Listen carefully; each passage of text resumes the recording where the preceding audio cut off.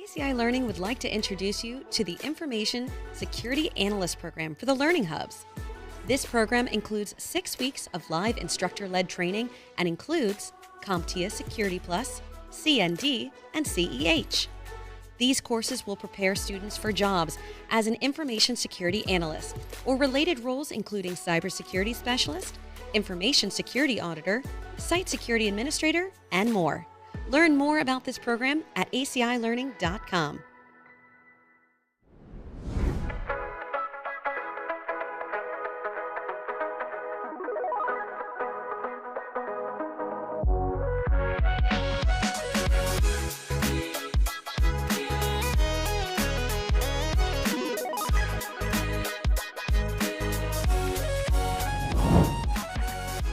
Hey there, everybody, and welcome to our little all things cybersecurity, where we are talking today with our good friend Joe Hudson about how to get a job in cybersecurity. I am your host for this lovely endeavor. I'm Daniel Lowrie. I am an edutainer at ACI Learning, and I'm really glad you guys have showed up today because this is going to be a very interesting topic, and I think it's going to have a lot of good insights.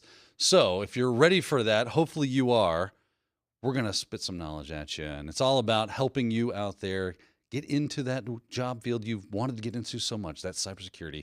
And apparently there might actually be some good jobs out there for you, so hopefully this helps you do that. Now, before we get too deep in the weeds on this, I just wanted to remind you that there will be live Q&A. Actually, there will be quite a bit of live Q&A. We want to make sure that you get your questions put into the queue so that we can actually have time to get to them. So make sure that you start asking your questions as soon as possible so the team can have a chance to stick those in the queue and queue those up for us so that we can actually get to them during the show. That said, let's go ahead and greet our special guest, Mr. Joe Hudson. Joe, it's so glad to have you today, man. How's it going?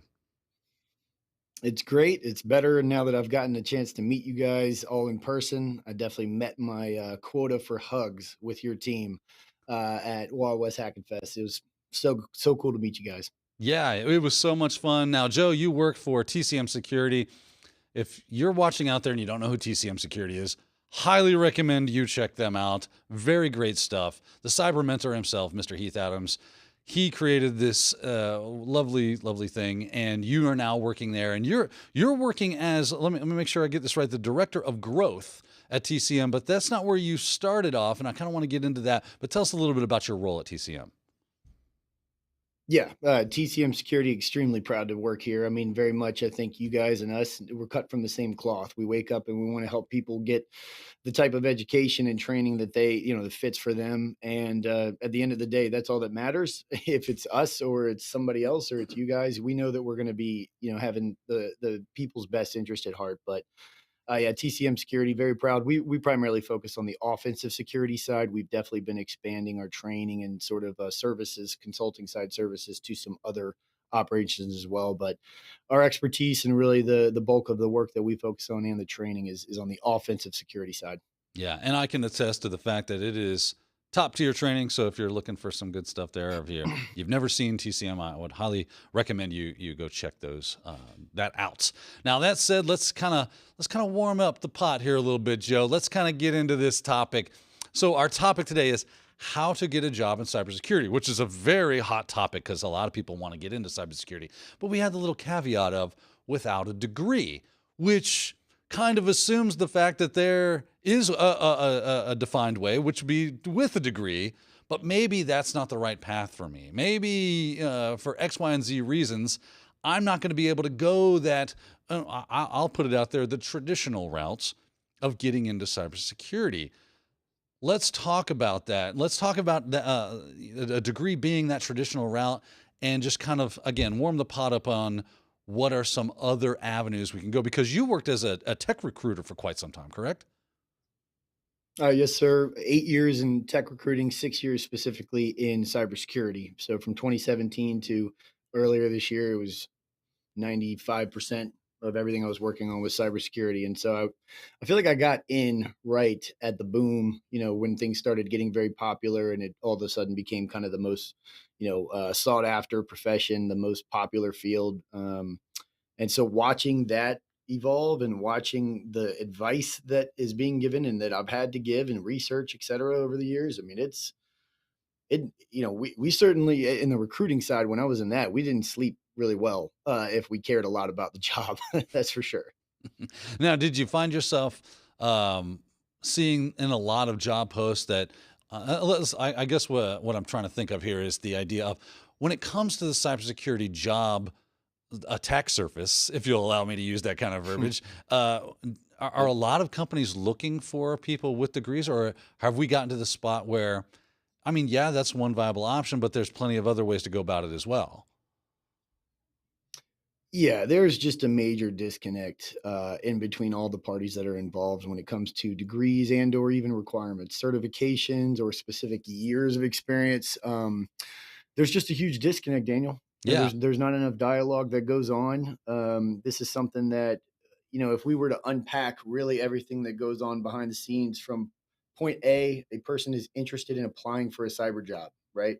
yeah, To a person is getting a cyber job, there is such a granny knot of curveballs and things that can go wrong. But really, what it comes down to is a simple lack of communication about what really needs to be on this job description and what do I really need for someone in this job. And even after they've committed to that, the people who are usually hiring will still be flexible on a lot of that. It's yeah. quality of character or someone's eagerness, etc. But when it comes to a degree, I can't tell you how many times that I was in a call with managers or even the HR team and just asked, "Hey, to confirm, it says you need a degree here. Is that a company policy?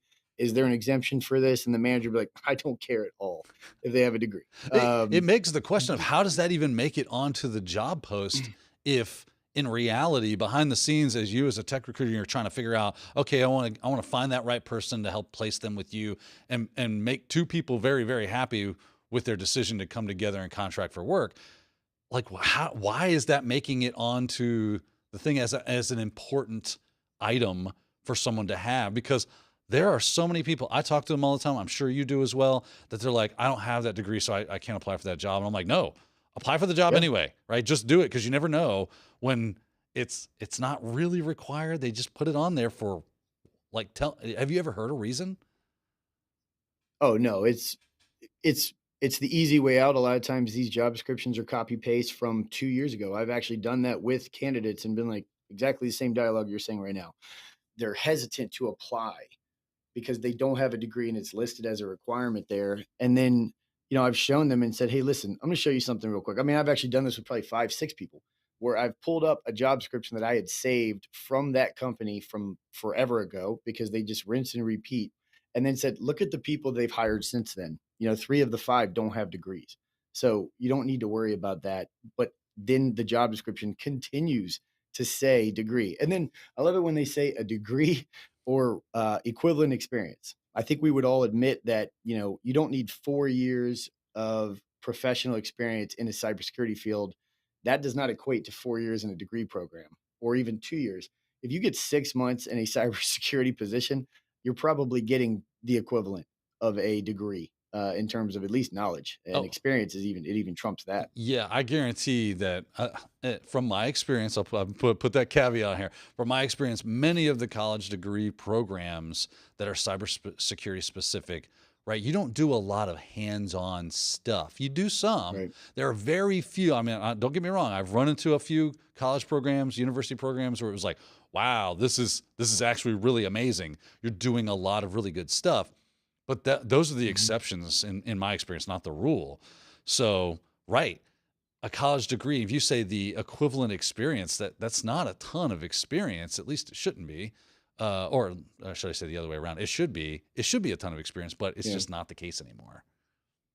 So, Yeah, and I think also it's different for depending on where you are in your life. If you're a 19, 20-year-old, going out and getting your degree versus you're a career changer in your mid 40s and you're trying to, I mean, you're going to have a very different type of experience getting that degree. It is going to carry a different type of weight for you over the course of the next few years. That's a totally different factor to throw in. yeah, absolutely. Now, I kind of want to shift a little bit of gear here, and let's talk about the job space specifically for cybersecurity, and because I want to get your take on this and your perspective, is we see all the time in the news. You open the news up and you just kind of type in cybersecurity jobs. You're going to see a lot of headlines Mhm. about how many openings there are, how much we need, skills gaps, and you start seeing all the buzzwords about and around cybersecurity and what we need and what that means.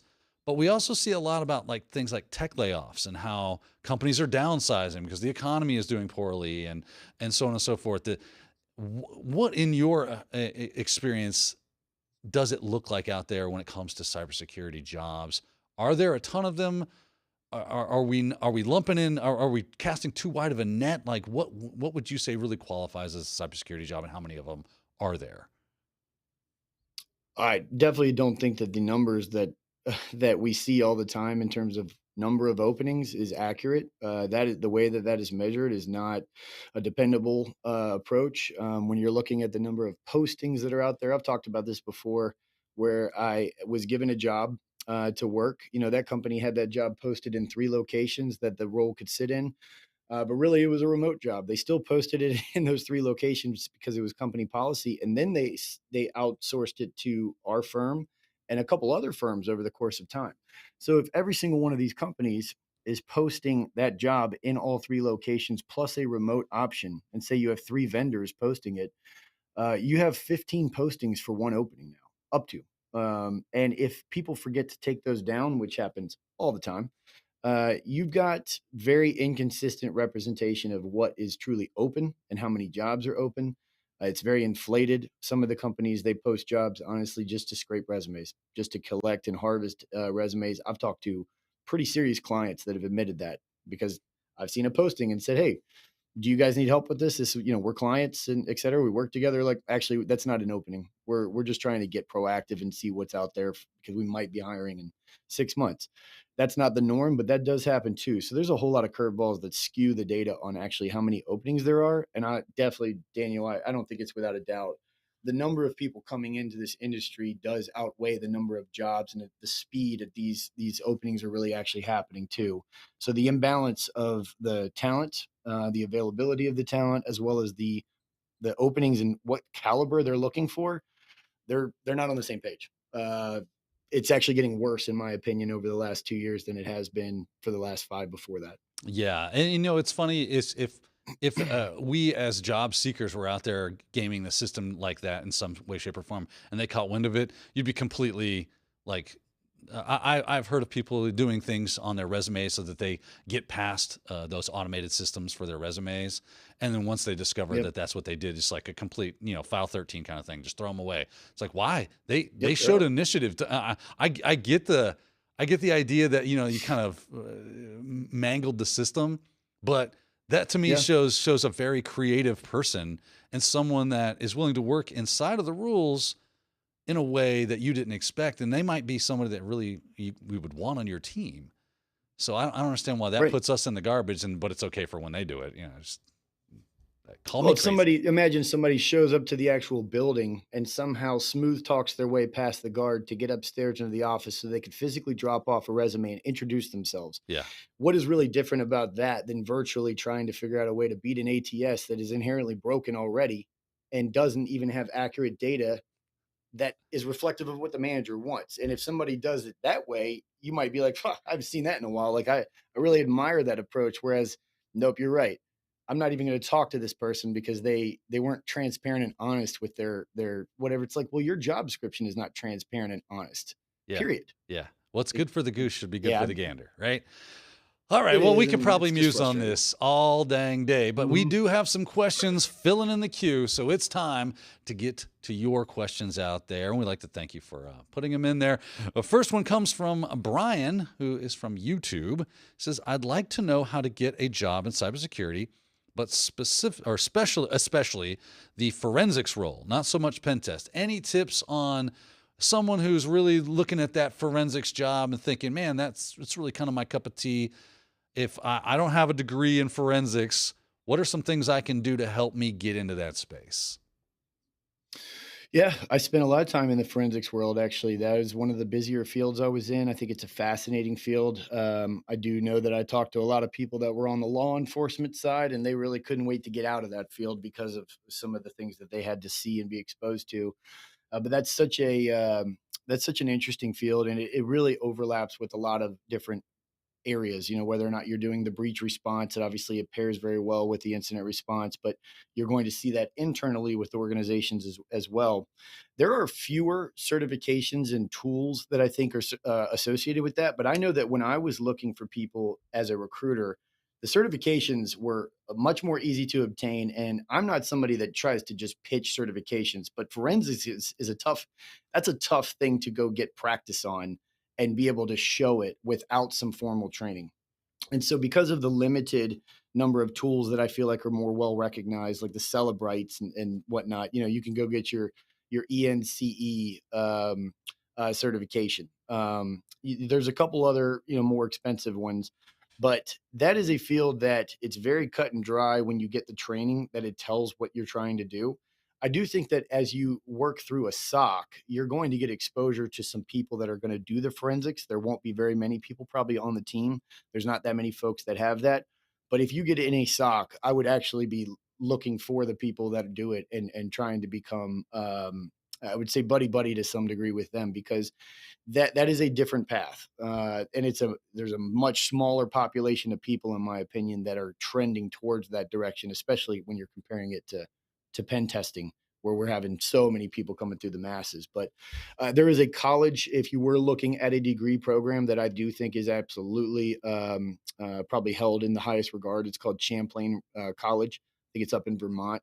And they have probably one of the highest regarded for digital forensics programs. And I just know that has yielded success more than probably any specific degree program for any unique focus within the cyber field comparatively. So that's maybe a suggestion that could help. Good shout out to Champlain College there, because you're right. This is definitely, I don't see nearly as many people in my experience that are focused on going into the digital forensics, the instant response kind of stuff. There are some good websites out there. DFIR Diva has a lot of great resources. I always like to plug her. She's great. Her site, because tons of amazing resources out there, so that if you're not going down that traditional road of a degree, could really help you get at least some hands-on. There's actually some CTF and cyber ranges out there that can help you with this as well. Just start, again, DFIR Diva will probably have a lot of that. So I won't go into mentioning everybody I can think of off the top of my head, but that'll allow you to start to know which tools are out there and get some hands-on, maybe with a few of them that are open source or free to use, that kind of thing, and then work through some challenges. And then, just like Joe said, there are some great certifications out there as well that, unfortunately, or fortunately, however you want to look at it, some certification is kind of the thing when it comes to forensics. So you're gonna want to get some certifications, because you're gonna need them. They are going to be requirements in a lot of job postings. So go ahead and getting that busted out is going to help you a lot when it comes to being a qualified candidate for those roles. So great tip there from Joe about those certifications. Start looking at those and seeing which one you can actually get your hands on, and maybe get a couple of them, if not just one. All right. I will say, Daniel, real quick, that's a field that I would be very vocal that is your target. Yes. In your resume, if you're looking at digital forensics as sort of your area that you really want to dive into, I would not generalize your resume. I would not say I want to break into cyber, et cetera. I'm looking to be a blah blah blah analyst. I would very much transparently come out and say digital forensics is what I want to be doing, and then start to map out some of the familiarity with the tools, some of the trainings you've done, whether it's the end case or even some of the stuff that you would find from DFIR Diva that is just online. It's free, but you can really start to tell the story. And I think that that's one of the harder things to do when you're a generalist. If you have a niche focus that you want to do, I think come out swinging and tell everybody, this is what I want to be doing. Yeah, smart idea. Because, like you said, pen testing and even SOC analysts now, it's those jobs are just swamped with candidates. So to be able to go, hey, you know what? I mean, it's cool that you're already kind of just wired that way. That you think forensics is awesome, which, by the way, I totally agree. There's some really cool stuff that you can do inside of forensics, and to just start waving that flag as hard as you can. Go, I mean, SOC is cool and pen test is cool and other stuff is cool, but I really like forensics, and that's where my flag flies. that's going to help you stand out amongst the crowd and make you a more visual candidate for those jobs. So again, good tips from Joe. Sure. All right, Joe, let's move on to our next question, which is actually a really good segue. I think it comes from Derek from Zoom. And Derek from Zoom asks, I'm a career changer. I got no experience. Is it better to get straight into cybersecurity, or is it easier to get IT experience first and then switch? So, I mean, I don't know that anybody could have asked this any better. I get this question a lot of times myself. I can't wait to hear your perspective on this. Oh, I think that that's going to be impossible to answer as a general blanket answer. Individually, some people are going to want to be very technical, and some people are going to have some tremendous managerial experience that they could maybe leverage into a completely different type of role. You could end up being a sales engineer for a cybersecurity product company. You could be someone that's going to be more on the project management side. You could move into auditing, and the auditing side, you can't just bypass IT. You're going to need to know a lot. These folks, they want to work with auditors that I actually learned this from Jerry. Jerry's Simply Cyber course, just the perspective of talking with people that see through the smoke of an auditor that runs through their checklist. So obviously, it just depends on what you want to be doing. If you can get straight into cybersecurity, I don't think wait. I think if you can get the opportunity, go for it. If you know someone that's going to help train you, or an organization that's going to put some stock into you, don't have that imposter syndrome beating you down to where you're like, I'm not ready yet. You're not going to be ready even when you go through IT first. But I do think that people that go through IT, not just to get the information and the knowledge, but to see what it's like to work with security from an IT perspective. We all know that within a lot of organizations, there is a line drawn in the sand, and there can be some confrontation between the cyber team and the IT folks. And if you have the ability to have walked both sides of that line, you're going to be a more valuable asset, not just to your organization, but to your individual teammates, the people that you're going to have to work with every day. So I think it depends on what you want to do in the field. And if you have no idea what you want to do in the field, I think it's very important to be getting some of the IT experience, the knowledge, et cetera, and maybe even professionally while you're on your pursuit of cyber. And to also know, hey, I love cyber, but I could discover a role specifically staying on the IT side that I fall in love with and that I feel like I'm very valuable to, and not worry about, am I a cyber person officially? I've seen plenty of people that they think they want to go cyber, but they love their jobs. And it's like, hey, don't rock your boat too much. It's a good boat. Yeah, absolutely. This question reminds me, I don't know if you've seen the meme online of it's this guy, and he's trying to walk up a flight of stairs, and he's basically got his foot on the top stair, and then his other foot is down at the bottom, and in between is all these different things you need to do. And that last stair says, pen tester or whatever. And it's like, yeah, I mean, you can go straight into cyber, but you don't necessarily have to go an IT role. Here's how I think about it. Joe, you tell me if I'm off base on this. I'm a hacker by nature. I think of ways to game systems. If the system says, X, Y, and Z, and this is the trodden path, and this is what you should do, I go, okay, how can I work that to my advantage? How can I use that or utilize that or manipulate it in a way that will allow me to do as much stair stepping without, I do one big stair step as big Actually as possible. walking them. Right, without actually walking them. I want as many shortcuts to the finish line as I can find. Typically, there's not much of that, but a lot of people tend to forget. Like, I think you really just mentioned this. Is, let's say instead of trying to like bust after some pen testing job or look for some entry SOC 1 kind of thing, what if I tried to look for a job as a junior cloud admin? And do they need to do cybersecurity there as well? Is that a part of their job role? I feel like it is, because cloud's like a big deal, and there's a lot of like insecure cloud things that are happening. And then once I'm there, if I go, hey, I'm really also really interested in cybersecurity. I'd love to help secure our systems. Can I help with that? Oh, you're going to pay me to learn cloud security. Cool. And now that I know all the cloud security stuff, it's like, well, now I want to take some pen testing. So yeah, we'll pay for that. And then, okay, well now I'm a pen tester. You see how this works. You have to find ways around if everybody's flooding that front gate to get into cybersecurity, look for the side door, look for other ways. Yeah. So I think that is like, that's cool. You do have to know those fundamental things, like you said. Yeah, I can't not know how to use operating systems. I can't not know Yep. networking in some shape or capacity. I can't be an effective. I won't know what to do. I can't not know web and then go try to be a web app. That doesn't make sense. It's like cart horse, It's true. completely wrong, right? And that really, I think that's another good dovetail into our next question. It says, this actually comes from Daniel from Zoom, not this Daniel, even though I think it's a phenomenal question and an even better name, right? Strong name. Yeah, it is, right? Very much so. He asks, is a Security Plus certification enough to get a job in cybersecurity without a degree, or would one need to couple that up? You know, if I've just got that Security Plus sitting in my bank, is that enough for me to be able to cross the Rubicon and get into a cybersecurity degree? And as a tech recruiter, I'm sure you've probably dealt with this. And I want to say, from my experience, I've seen this happen, but it's probably a one size fits one kind of scenario. Am I off on this? Yep. No, you're right. And if you'd asked me that question in 2017, I'd have been probably like, well, based on what the old regime told me, I mean, just get your CCNA and your Security Plus, and that's pretty much all you need to get the job. And I was regurgitating that for probably 6 to 12 months before I understood what I was doing and talking.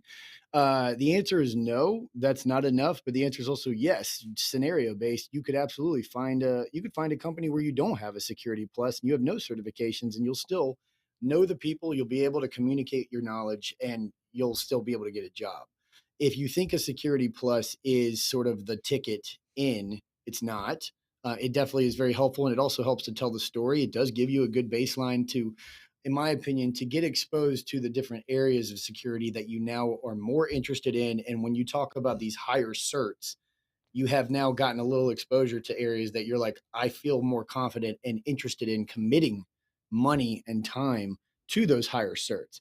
But the Security Plus to me is not, it's not going to ever be, probably ever again in the cyber field, will it be a measuring stick that says, okay, they're qualified. Because I can go get the Security Plus myself probably any day. I can sit and study for it, and I can go crack it out, knock it out. That can still be very valuable to helping people know, like, I'm committed. It tells what I'm trying to do. So it does carry a lot of value. And honestly, with some of the recruiters that are out there that really don't know the difference between any certs, the Security Plus is going to show up on a ton of job descriptions. So despite the industry, realizing it is more of an entry level type cert, a lot of the recruiters and the gatekeepers don't know the difference. And when they see that, they go, well, it's on the job description. That checks the box. That's a reason for me to reach out. So it still can help get you some calls for sure, but it's not going to get you a job ever. Yeah. And unfortunately, you will see it billed as, if you get your Security Plus, it opens you up to jobs that will, it's like, it can. And another unfortunate thing about human nature is that we see the success stories of, I just got my Security Plus and now I got my first job. I actually know a person that absolutely happened to within the last 2 weeks, right? They studied for 6 months, they got their Security Plus, and then they landed their first job in cybersecurity. And bravo, right? He studied super hard. He's a super great guy. But awesome. That is the exception and not the rule in my experience. And it sounds like you're coming with the same thing. It's like, yes, for every one person you can show me that succeeded with just the Security Plus, I could probably show you 100 or 1,000 that nowhere, and they're struggling to find work because that's all they have. Yeah, but if and congrats to that guy, because it is nice to see that is happening still, because it should be happening still. There are amazingly qualified people that you're catching them on their way up. They're just early in their phase, and they're going to be rock stars, and all they got to show for it is a Security Plus, and they should be darn proud of themselves for going to get it and committing and taking that first step and going for it. And honestly, I think that if you don't know what you want to do in security, and you're just kind of a free agent, I still think it's a great starting point for you to go and, like I said, get that exposure. So by no means would I bash the Security Plus whatsoever. But if you're thinking it's going to get you a job, eliminate that thought immediately right now. Yeah. I mean, you mentioned, I think you actually kind of like revealed another job hack here. You talked about how if someone were to show up and shake hands and talk to people, I have noticed that a lot of times, if you're the right person, a lot of companies are just looking for the right person. And that's why you might not even have to have any certs at all. You can just say, I know these things, and you have X, Y, and Z ways of proving it, GitHubs and blog posts, and you're active in different communities. And that's obviously, you can prove that objectively that you're doing that. And because you're a super cool person, they just go, man, I want them on my team. We can teach them what they need to know. I need this person on my team because they're going to be an asset to us. And that's just, this is the hack. Work on selling this, or that, Yep. right? as it may be. This is a little tougher to sell. Yeah, right. I'm sorry, Ma. This is what I got to work with. I had to learn how to be like very engaging because you notice it's very dark in here. And my camera's a little, it's a little, I left my burlap bag at home, so I'm not an animal. But if you can be the right person for the job, they'll help you get the things you need to be the qualified candidate for the job because they want you. So the answer is yes and no. Security Plus might not be enough. Right? Yep, absolutely. A good starting point, but just have tempered expectations, but still go all in with enthusiasm and excitement. If that's a cert you want to look at, and hope that it gives you some direction for what's my next step after this? Where do I want to start to pivot and really shrink my focus to maybe digital forensics? Maybe it's pen testing. Maybe it's the security engineering side and you're building tools. Who knows what you want to do, but that can be a guiding light, at least at the beginning. Right. It's a great laurel, but don't rest on it. Just keep going, right? You just want to keep busting that stuff out. All right, let's go to our next question, and it comes from Zoom, from Willifred. And they ask, what are your chances to go into cybersecurity if you just got out of the Army or the military in any way, and you have security clearance?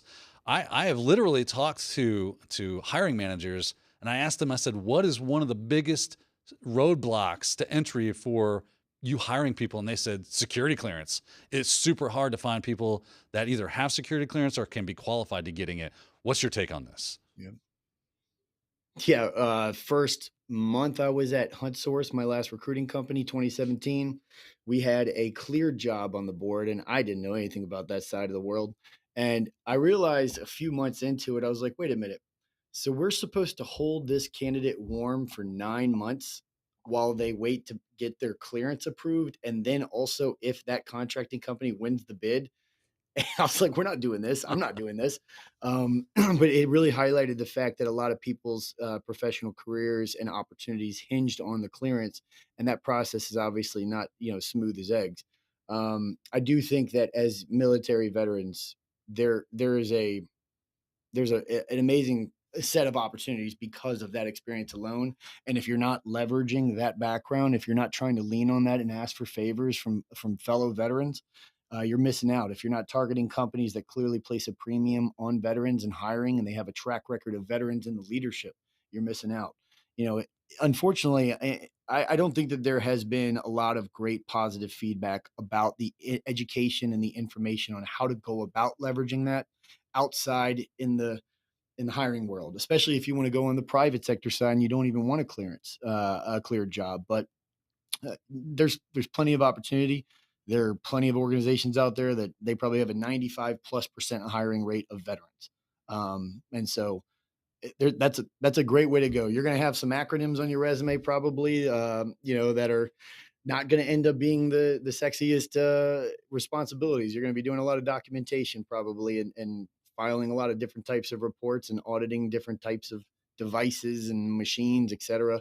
But it still can translate very well. And I know I've helped dozens and dozens of veterans jump over from the public sector to the private sector as well. So, Joe, I love how you answer questions and kind of slow walk past the job hunt hack as you mentioned things like if you're not leaning on the people like this is one of the biggest, if I would say probably right up next to having good skills is knowing people, networking, not TCP networking, not IP networking, but people networking. Knowing people, I can't tell you how many jobs I've gotten just because they were like, hey, you know who'd be good for that? Daniel would be good at that. Let's call him and see if he wants to do that, right? If you're not, for lack of a better term, schmoozing, right? Letting people know you're out there and who you are and presenting yourself in a way that makes you marketable, that people go, wow, they'd be a great addition. It kind of goes back to our previous hack. So we got 3 job hacks out of the gate so far. So hopefully you guys are getting your money's worth out of this webinar, right? Is that you meet and greet. You go to conferences, you go to meetups, you put yourself out there online where you're engaged in a community that is active so that people know who you are, know your name, and know that you're a cool person. And then when it comes to raising your hand, I think it was yesterday, the day before, I saw a friend of mine. I'm going to shout him out, Philip Wiley, right? He stuck his hand up on LinkedIn and said, open to work. I need a job. Need a job. Within 4 hours, I think that dude was like, I have a job. Thank you. Now, he's written books. I mean, he's a bit of a name in the space, but that's what you're trying to do. Get your name to where people know and trust who you are. And this, you now have a path to the easy button on finding work. Am I wrong on this? No, I tell people, even when I was recruiting, like, hey, I think I'm a great recruiter. I think you just hitched your wagon to a phenomenal worker. I'm not even remotely nearly as valuable as the people in your network that are working at the companies that you're targeting, or the people that are going to have your back and say, yeah, I would recommend this person. No certification, no degree for sure is going to carry that kind of weight. I have my job now, and I'm in Charlotte, period, because I had people look out for me. I had an old college roommate who I shared a bunk bed with, hook me up with a job interview that I did not have any qualifications for. He helped me find my place to live when I panic moved down here. And then when I left that company, it was to join HuntSource because someone I had worked with before was like, you're a hard worker. Would you like to come here? I wasn't applying or anything. And then obviously coming to TCM, I had worked with Heath 6 years ago when he was looking for a hacker job, and we kept in touch, and then got to know some of the other people here over time. It's just the most invaluable thing you can do. Like there's nothing that compares to a network ever, because you can be underqualified. You can have exemptions. You can have all sorts of things that come your way because someone vouches for you. And that's going to carry a lot more than a cert or an acronym on your resume, almost always. That's right. You got to put yourself in position.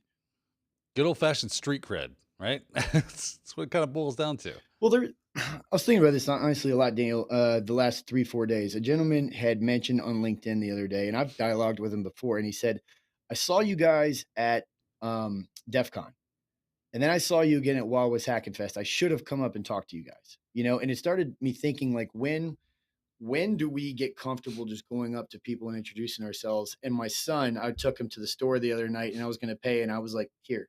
And I gave him the money and said, you pay. And he was like, no. And I was like, just go up and you pay. Just introduce yourself and say thank you. And that's it. And I realized I need to start getting him in the position of just going up to people and talking and getting comfortable talking to strangers now. Because what I don't want is for him to be my age and, hesitant for whatever reason, or psych yourself out to not go talk to people, because you have to put yourself in the position and be available for the magic to happen. And if the world's not coming to us these days, especially in the cyber field. We cannot sit around and wait. We can't send our applications out, cross our fingers. And we certainly can't look at people at conferences and not introduce ourselves and then expect anything to happen. It's just not the way it works. So it's just something I've been chewing on a lot the last few days, honestly. Well, Joe, I'm going to have to agree with you on that, because absolutely, I do the exact same thing with my kids. I want them to not be, feel awkward when talking to people. Interacting with humans should be something that is natural, because that's what we do. So if you continue to make yourself kind of squirreled away in your own little world, it becomes you can get in your head a lot, and that can be a stumbling block to you getting work. And we don't want to see that happen. So put yourself out there. Yep. And start talking with people. Go to conferences and talk to people. If you see this face, I'm absolutely happy to speak with you. I'm sure Joe feels the same way. I know Heath does. I know everybody from ACI. I know everybody's from TCM. We love hanging out with everybody and learning people's stories and hearing about them. So please, please, please approach us, say hello, take a selfie, do whatever you want to do. We're happy to engage. All right, let's move on. We got more questions. We've got another Zoom question, man. Lots from Zoom today. Andrew from Zoom asks, what are some things that we as job searchers need to look for in a job listing, to maximize our potential of being hired without the degree? So I see a job listing. I'm like, man, this thing's really buttering my biscuits here. I love it. I'd love to get this job. What can I do in your perspective, Joe, that will help me maximize the probability that I'll land this job? I love that question because I think that that's probably the most relevant to, anybody that doesn't have a degree. You do now need to start looking for, well, what do I have that offsets that? I think it's twofold. One, see if there's anything that's in the job description that resonates multiple times. Like the job itself oftentimes will be very generic, at least the posting, but there can be a few tools or a few skills and really things that people have very unique skill sets on that kind of rings truer in the job description than the rest of the bullets. And I always tell people, like, look for that. If you see a tool or a specific skill set that's mentioned either first and second or whatever is mentioned 3-4 times, like that's probably the heart of the job. But also get on LinkedIn and do some research. Find out, look at that team. It's very easy to actually just get on LinkedIn, type the company, and then type the skill set that will show up in the people section. You'll see all the people that are actually listed there that do either that job or are utilizing the same tools and skill sets. And you can see their backgrounds to see if they have degrees, if they have any other types of connections that resonate with you and your background. It could be something as simple as you're a Boy Scout leader and they're a Boy Scout leader. There's your gateway. Hey, reach out. Hey, I'm Troop 45. I just saw that you guys had a posting. I'm not asking you for any simple favors, but I was curious because I don't have a degree. Do you know if your company actually really requires this? And that's not asking them for anything other than some information. And it's giving a connector. And the worst thing that happens is they don't respond to you and you wasted 1.5 minutes of your time. But the research on LinkedIn can really tell you, is this a high ROI place for me to target? Or out of the last 17 people that they've got on their team listed, they all have a degree. That might not be the place that actually you want to spend a lot of time on. It doesn't mean cross them off your list, but each time you find one of these job descriptions, you can spend 5 total minutes and find out a whole lot about the personality and the history of who they hire and what types of people actually seem to make it through without certain credentials. Joe, is this like, I feel like I've done this myself. So let me speak for Daniel. Let me put it this way. I have in the past, when I was new and I'm looking for those jobs and I'm looking through job listings, I will see jobs that I think I'm a perfect fit for this. And I emotionally invested whether or not I get that job. Yeah. And can be like very devastating for if you don't. Would good advice, would sage advice be to just, hey, there's a lot of jobs out there. Don't worry too much about whether or not you get X, Y, or Z job. Worry whether or not you get a job that is right for you, and that you find those jobs and you apply for those. Yeah, you can't know until you do it. I mean, since second grade, I was in love with certain girls that, thank God, I didn't end up marrying them, but I thought I wanted to. There's certain jobs that right when I got out of student teaching, I wanted to teach at this school. I really, really wanted it, and they didn't want me. And it hurt me so bad. And I realized what a terrible situation that would have actually been in. It just seemed perfect at the time. It seemed very comfortable. I actually applied to and interviewed for one other recruiting job after my first recruiting role.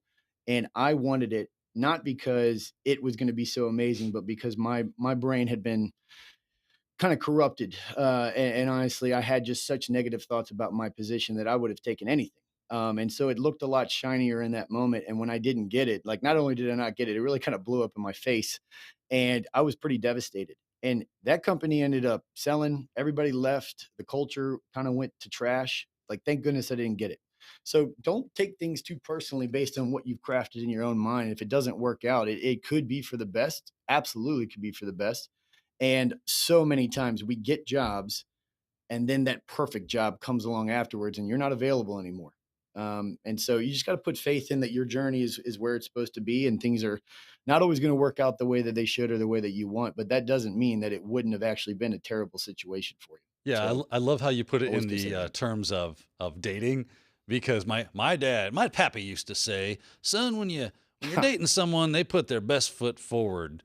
And then he said they're on their best worst. So, and that's going to be true for both of you, right? Because Like that. if you don't like the way they scratch their nose, then if you get married to them, they're going to have their finger up to the third knuckle. It's like It's going to get worse. You're going to find it right that they were doing it as politely as possible, and then when you finally are hits to each other, that those niceties goes away and you get to see the real person. So you are interviewing them just as much as they're interviewing you. So do not feel like you don't have any power in the relationship because they obviously need somebody, and you want to make sure that that is the right land for you before you stake your flag in it. So keep that in mind when you're looking for jobs. All right, let's move on to another question here. This one comes from Sammy. Sammy's on Zoom, and they ask, trying to get an analyst position. I've already got a cybersecurity cert, and I'm studying for CISA Plus. What other certs would you think would be valuable for landing that job? That's a really good question, because that blue team side of things has really started to bloom and blossom here lately, and there's a lot of good certs out there. What say ye, sir, when it comes to some good certs that they could swing from their belts as a cred?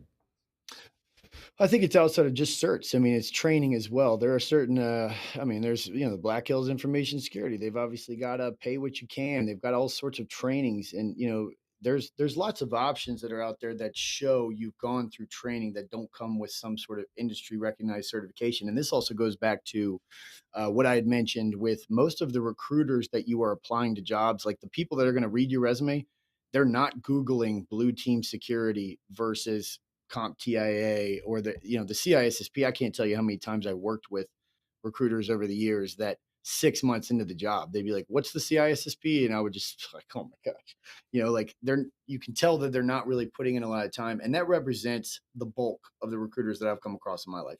They don't know the difference, and so when you're worried about will this cert carry a lot of weight, truly, like, the training itself could carry more weight for the actual hiring team than a certification. But like we were just I'd said, the Black Hills Information Security, places like that that offer different types of trainings and very niche specific courses. I mean, you can go get on Udemy and find things that talk about the cybersecurity analyst world. But I don't think that you need to, like, if you've got your CISA Plus, that to me still is one of the most listed and most requested certifications at that tier one type SOC, SOC level one role. That's supposed to be as close as it gets. But I do think that going through some of the trainings that you can find online, honestly, there's so much content out there, and it can be really tough, but it's cheap, it's affordable. You don't have to pay an arm and a leg. And honestly, one of the things I must say, too many people put the CISA Plus and they just write that. They don't spell out what it actually is. And those recruiters are not looking it up. So they don't know what it is. So make sure you're putting cybersecurity analyst and spelling it out. Any certification you put, I highly recommend you spell it out. Don't just put the acronym. Job hack number 4 from Joe Hudson. You just kill it. Like this is the good stuff. This is stuff that most people are not going to know that. And back to this question though, is it really seems like, much like the degree, like where you said that you've talked to a lot of people as the recruiter and say, hey, is the degree really a conversation stopper if they don't have it or not? And most of the time you're getting, well, no, not really. We just put that on for X, Y, and Z reasons.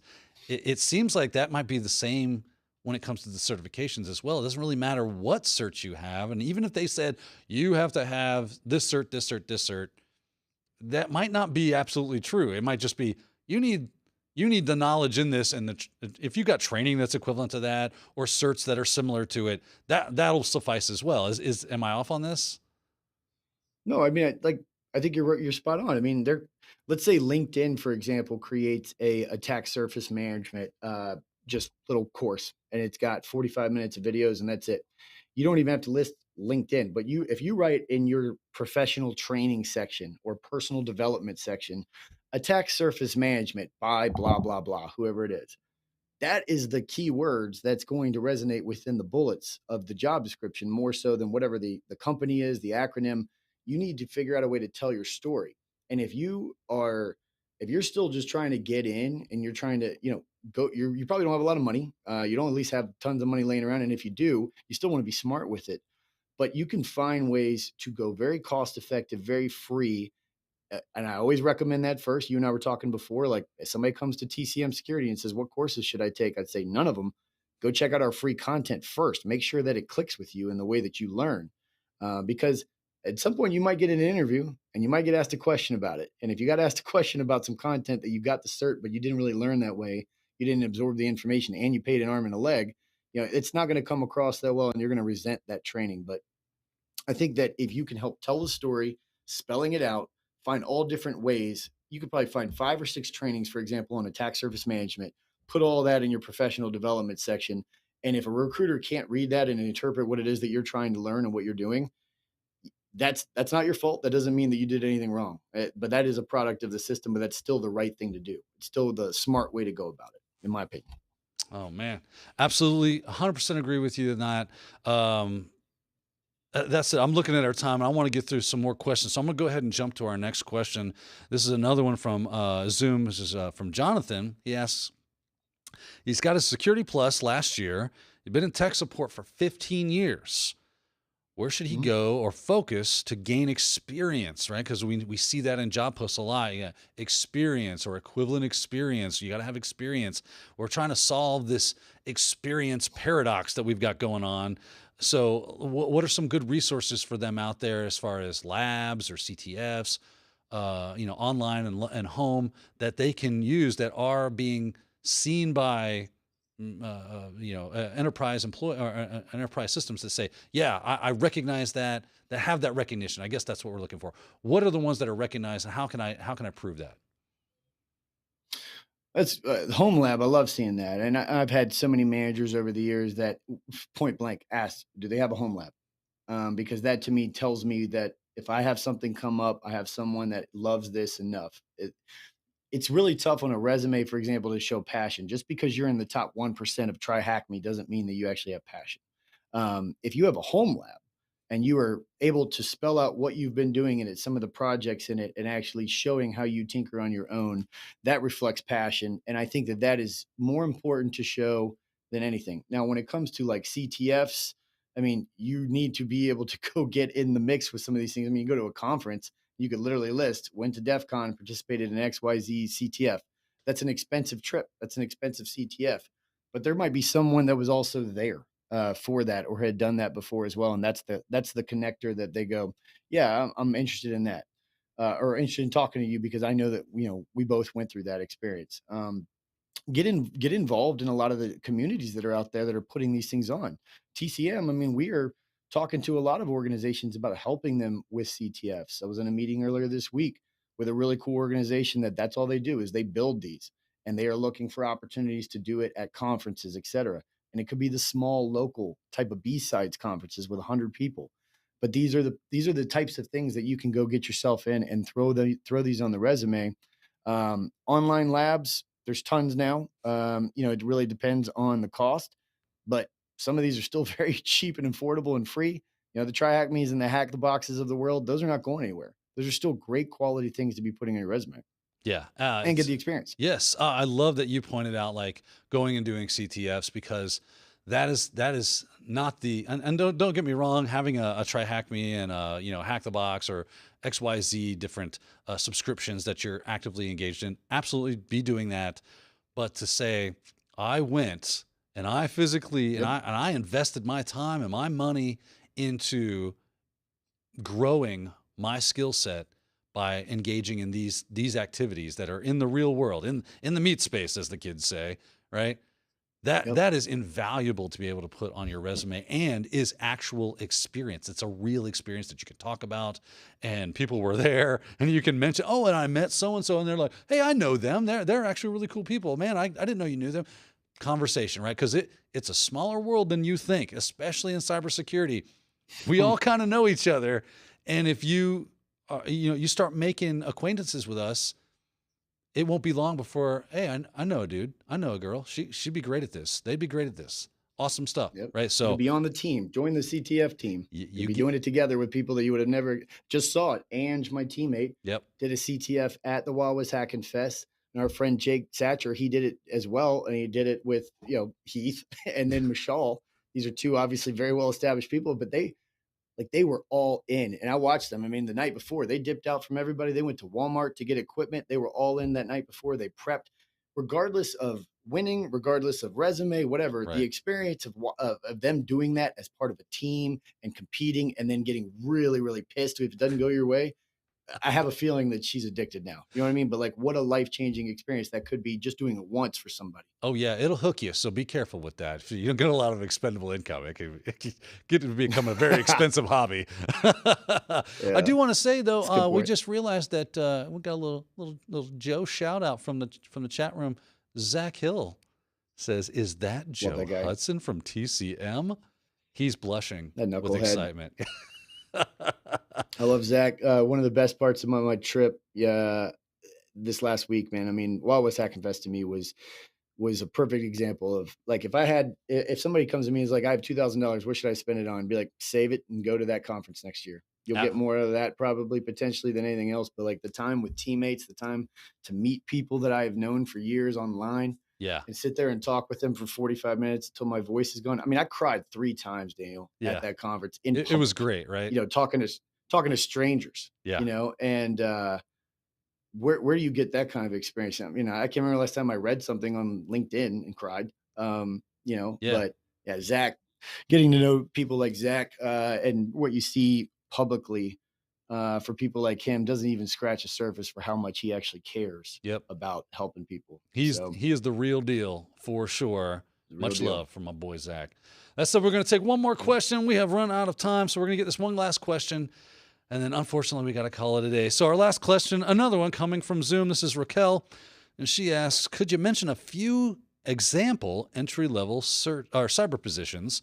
Not certs, cyber positions, ideally ones that have different kinds of tasks and a good overview to learn from. This is a great question, I think, of like, because you might not know what those entry level positions out there, and there are probably a few hidden gems that my man Joe here, you've kind of treaded along before, and you can now pass that on to us. What are some good example entry level positions? All right. It's a good question because we are having to rethink this, I think, in order to beat this system. Just stack on the last 3 years of what this country and this world has faced and how we've had to adjust the workforce. I think if you're looking at entry level, you have to figure out what are all the things that I can do to raise my odds. Because I know I'm going to be stacked up against a lot of folks. One is look for local jobs that are hiring on site. They're looking for people that are at least local. You're going to have a higher probability than most of the applicants because you are local. And I would make it very clear.